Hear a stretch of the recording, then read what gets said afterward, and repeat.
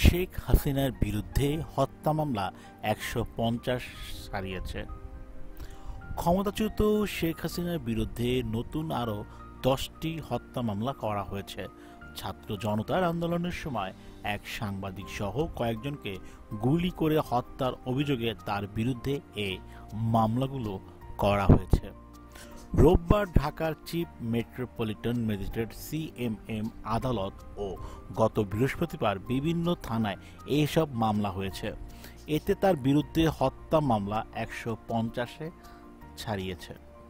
জানা যায়, ছাত্র জনতার গণ অভ্যুত্থানের মুখে গত ৫ আগস্ট পদত্যাগ করে দেশ ছাড়েন সাবেক প্রধানমন্ত্রী শেখ হাসিনা।